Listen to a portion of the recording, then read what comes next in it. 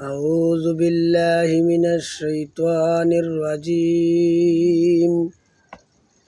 بسم الله الرحمن الرحيم. الحمد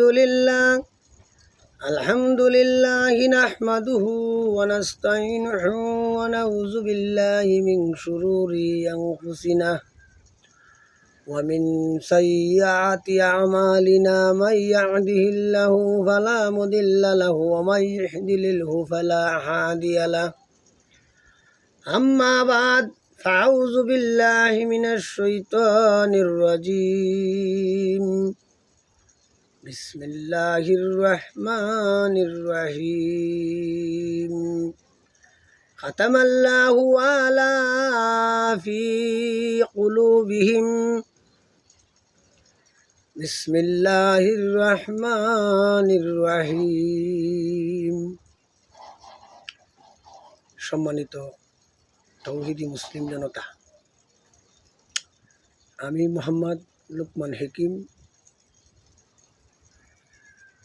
আপনাদের মাঝে কিছু আধ্যাত্মিক কথাবার্তা নিয়ে এসেছি।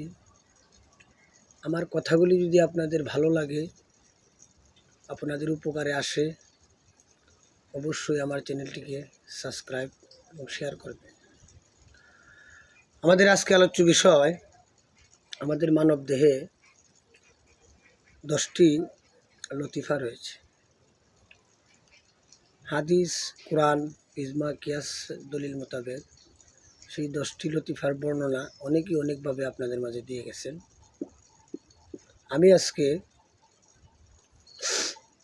করিমগঞ্জ থানার পূর্ব হাত্রাপাড়ার ওলিয়ে কামেল হজরত মাওলানা সিদ্দিকুর রহমান কাঞ্চন হুজুরের সিরাতুল আউলিয়া বই থেকে আপনাদেরকে 10টি লতিফার বর্ণনা দিয়ে দিচ্ছি। সেই 10টি লতিফার প্রথম লতিফাটি হচ্ছে কাল্ব। কাল্ব বাম স্তনের 2 আঙ্গুল নিচে, রং হলুদ।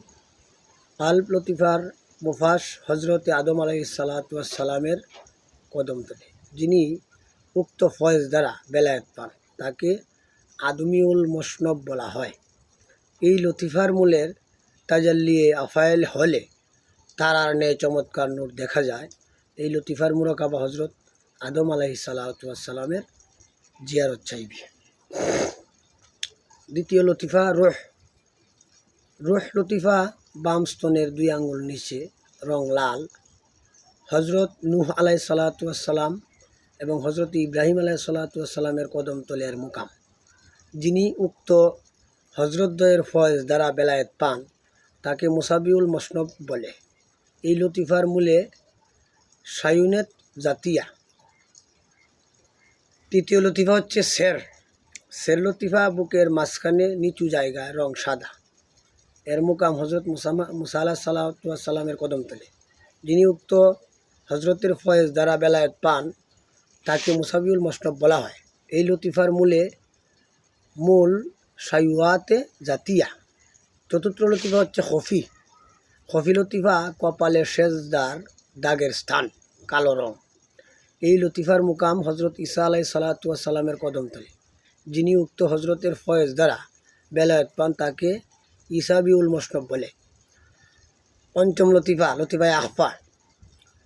আখফা লতিফা মাতার তালুতে, রং নীল। এই লতিফার মুকাম হজরত মুহাম্মদ মুস্তাফা সাল্লাল্লাহু আলাইহি ওয়াসাল্লামের কদমতলে। যিনি উক্ত হজরতের ফয়েজ দ্বারা বেলায়েত পান তাকে মুহাম্মাদিউল মসনব বলে। এই শ্রেণীর ওলি আল্লাহ সব মাহবুব ও মুরাদ নামে পরিচিত। তারা অল্প পরিশ্রমে মুকাম ও সুলুকে পথ অতিক্রম করতে পারেন। এই লতিফার মূলে শানে তজাম। উপরোক্ত 5টি লতিফা অদৃশ্য জগতের বা আলমে আমরের কিন্তু মানবদেহের নির্দিষ্ট স্থানে হইয়াছিল। ইহার আরশের উপর অদৃশ্য জগৎ। নফস লতিফা নাভিমূলে এর স্থান, নফস বর্ণহীন। কাল্ব এবং নফসের মূল একই স্থানে। আব মানে পানি। আব লতিফা জারি হলে ঠান্ডা অনুভব হয় শরীরে। জলীয় অংশ অর্থাৎ রক্ত আর চারা সৃষ্টি করিয়াছে। শরীর ঠান্ডা লাগলে যেমন মনে হয়, এই লতিফা জারি হলে ঠিক তেমনি মনে হয়। অষ্টম লতিফা খাগ। খাগ লতিফা জারি হলে শরীর ভারী হয়, চামড়া, পশম, গুস্ত খাগ দ্বারা সৃষ্টি, সুতরাং এই লতিফা জারি হলে শরীর ভালো মনে হয়। নবম লতিফা আতশ, অগ্নি লতিফা জারি হলে গরম অনুভব হয় এবং নিদ্রা, আলস্য, ক্ষুধা, তৃষ্ণা বাড়ে। এবং সবশেষ যে লতিফা বায়ু লতিফা জারি হলে শরীর হালকা মনে হয়, চলাফেরা, কথাবার্তা, হাসি কান্না প্রভৃতি বাদের গঠন। এই লতিফা জারি হলে এসব বৃদ্ধি পাইবে। এই 5টি লতিফা আলমে খালকের লতিফাগুলির খোদার হুকুমে আস্তে আস্তে বেড়ে ওঠে এবং এই 5টি আরশের নিচে দৃশ্যমান। যাই হোক, আমরা সিরাতুল আউলিয়া কিতাবখানা থেকে 10টি লতিফা সম্পর্কে যে এলেমগুলি পেলাম, সেগুলি বই পুস্তকের ভাষায়, আমরা অনেকেই আঞ্চলিক ভাষায় এগুলি বুঝতে পারি না, সেই জন্য আজকে আমার এই আলোচনা। দেখুন, আল্প শব্দটি হচ্ছে অ্যারাবিয়ান মিথোলজির ভাষা। অ্যারাবিয়ানদের ভাষায় বলা হয় কুলুব আল্প। আজ পর্যন্ত এন্তেজামিয়া মাহফিল কমিটির অনেক আলেমগণ, ওয়াজিনে কেরাম, তারা ওয়াজ করেছেন এবং মানুষদেরকে হেদায়েতের পথে ডাকার জন্য যে প্যান্ডেলগুলি তৈরি করা হয়, অসংখ্য মুসল্লি দ্বারা সেই প্যান্ডেলগুলি সুসজ্জিত করা হয়। কিন্তু অ্যারাবিয়ান ভাষার প্রসিদ্ধ বাংলা কেউ কাউকে বলতে চায় না। মূলত কল্প শব্দটির বাংলা হচ্ছে উল্টোমুখী। এখন উল্টোমুখী হচ্ছে আমাদের বাংলা ভাষা। তাহলে আমাদের দেহের ভিতরে উল্টোমুখী কোন জিনিসখানা বিদ্যমান আছে আদৌ আমরা আজ পর্যন্ত কেউ জানি না। সেটা কি নারী না পুরুষ সেটাও জানি না। সেই প্রসঙ্গে আমি বলবো, আলবের বাংলা ব্যাকরণ দিতে গিয়ে অনেকেই অন্তর, দিল, উলট পালট, তারপর মন, অনেকেই অনেক বিশ্লেষণ দিয়ে গেছে। এগুলি বিজ্ঞানসম্মত নয়। বিজ্ঞানসম্মত যদি আমরা খুঁজতে যাই, দেখতে যাই, কিছু মরমীবাদ, কিছু সাধুবাদ এবং কিছু আমজেনারেশনের কথা মিলিয়ে আমরা দেখব। যেমন লালন বলেছেন, আমি উল্টোমুখী এক নদী দেখলাম, যার তলা আকাশ পানে। এরকম নদী আমাদের সৃষ্টিতে কোথাও আমরা দেখি না, কিন্তু মানব দেহে খুঁজলে অবশ্যই পাওয়া যাবে ইনশাআল্লাহ। তাই মরমীবাদদের কথা বললাম, লালনের কথা। এখন অন্যান্যদের কথা বলতে গেলে বোঝা যায়, বাম স্তনের 2 আঙ্গুল নিচে কল্প, সিরাতুল আউলিয়া বই থেকেও আমরা এটা পেলাম। এর কাজ কী? দেহের ভিতরে এর কাজ কী সেটা আমাদের জানতে হবে। এর কাজ হচ্ছে দুনিয়াবি সমস্ত তত্ত্ব এর ভিতরে জমায়িত থাকে। কল্পের মুখ 2টি, একটি নিম্নমুখী নফসের দিকে, আর একটি রুহুর দিকে, 2টি মুখ। এই কল্প অপরিষ্কার কখন হয়? কল্প অপরিষ্কার হয় বাজে কথা, বাজে চিন্তা ভাবনা, যে সমস্ত কথা আখেরাতে এবং দুনিয়াবি কোনো উপকারে আসে না, ওই সমস্ত কথা, গালিগালাজ, বিভিন্ন বাজে মন্তব্য, এই সমস্ত কারণেই কল্প কলুষিত এবং কালো হয়ে যায়। তাইলে এর পরিষ্কারের উপায় কি? কল্প পরিষ্কারের উপায় একমাত্র জিকির, আল্লাহর নামের জিকির। আল্লাহ পাক কোরআনে কারিমে বলেছেন, তারাই একমাত্র শান্তিকামী হয় যারা আল্লাহর জিকিরে মশগুল থাকে। তো জিকির আমরা কিভাবে করব সেই বিষয়ে কিছু জানা আমাদের প্রয়োজন। জিকির করতে হবে যেমন ফকির লালন বলেছেন মরমীবাদে, লা ইলাহা নফিসে হয় ইল্লাল্লাহ সেই দিন দয়াময়।